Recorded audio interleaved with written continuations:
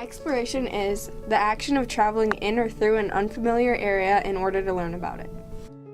When you think about the Stockbridge Invent Team, you automatically think about ROVs and underwater exploration. But the robots are just the tip of the iceberg, a hook that draws you in. My experience this spring led me to a different, more personal experience.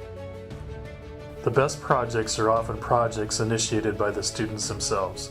They have the greatest impact on my students and also tend to have an impact on others. After hearing about the struggles Ezra's faced with since birth and his family's passion for fishing, I knew that our team could help, so this is when I took on the challenge. My intentions were to design an adaptive pole that would allow him to essentially be able to cast and reel independently. Our first design did not work the way we thought it would. In our designs, we tested many different ideas, but they weren't the best option for him. After meeting with Ezra, our whole perspective changed on the project.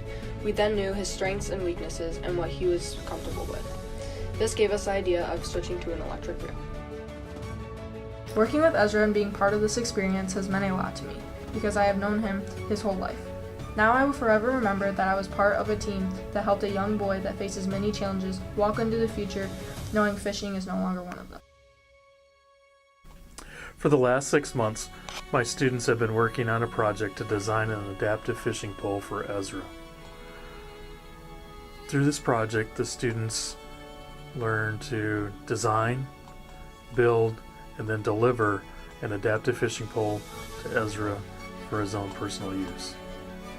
In the project that was created by the students and designed by the students, they learned a lot about the design process, they learned a lot about 3D printing, but most importantly, they learned a lot about themselves as they immersed themselves in the project and gave to someone else. These past few months have opened my whole perspective. I have come to find out what the word exploration really means. It doesn't have to be physically searching for something, it can be mental. Through this process, I have found with trial and error that exploration can be so much more.